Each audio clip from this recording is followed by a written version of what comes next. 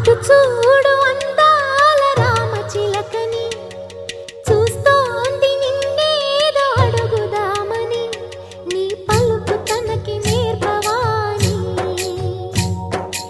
ఇటు చూడు